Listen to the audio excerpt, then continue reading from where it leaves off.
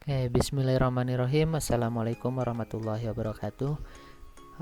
Alhamdulillah kita bisa bertemu lagi dalam pembelajaran online Quran dan juga hadis. Nah, di pekan ketiga ini kita akan belajar tentang hadis yang sebelumnya kita sudah belajar tentang Al-Quran, yaitu Quran surat Atin dan juga Quran surat Al-Ma'un.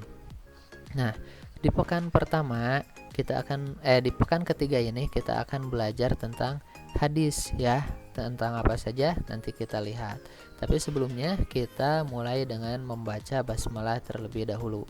Bismillahirrahmanirrahim. Oke, kita lanjut ke materi. Nah, ini dia tentang hadis. Ini merupakan pengertian dari hadis. Hadis secara bahasa yaitu perkataan dan juga perbuatan dari Nabi Muhammad SAW. Nah, dalam bahasa Arab itu ditulis al-hadis pakai tha ya.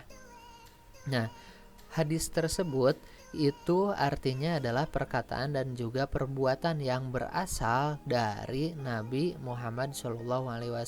Nah, hadis bisa disebut juga as-sunnah yang berarti segala perkataan, perbuatan dan penetapan Rasulullah Shallallahu Alaihi Wasallam.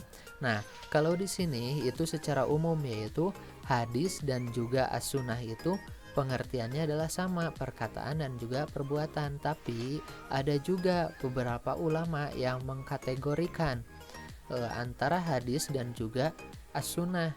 Jadi mereka berpendapat berbeda, yaitu kalau hadis lebih condong kepada perkataan, tetapi as-sunnah itu merupakan perbuatan.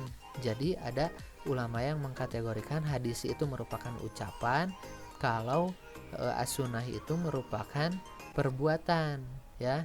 Contohnya apa? Kalau hadis itu tentang halal dan haram, misalkan jangan mencuri, jangan marah, itu merupakan hadis, itu ucapan. Nah, kalau as-sunnah itu contohnya seperti apa yang diperbuat, yaitu Rasulullah pernah selalu malahan membaca doa sebelum dan setelah makan. Kemudian makan menggunakan tangan kanan. Kemudian ketika tidur berbaring itu menghadap ke arah kiblat.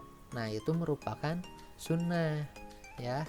Paham ya? Itu pengertian hadis dan juga sunnah. Tapi secara umum hadis dan sunnah itu merupakan sama, yaitu perkataan dan juga perbuatan yang berasal dari Nabi Muhammad SAW. Nah, kemudian yang kedua yaitu tentang kedudukan hadis. Nah, kedudukan hadis yaitu sebagai sumber hukum Islam yang kedua setelah Al-Quran. Jadi sumber hukum Islam itu ada kurang lebih 4. Nah, kedudukan hadis itu yang kedua, yaitu tentang setelah Al-Quran.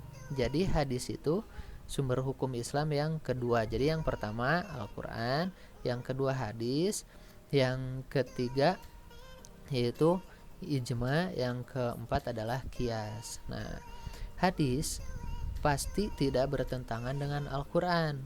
Kalaupun ada hadis yang bertentangan dengan Al-Quran, berarti itu hadis do'if, yaitu hadis yang palsu. Nah, hadis juga sebagai penguat hukum dalam Al-Quran. Jadi hadis sebagai sumber hukum Islam kedua itu tentu tidak bertentangan, malahan memperkuat hukum dalam Al-Quran. Nah, itu merupakan tentang kedudukan hadis.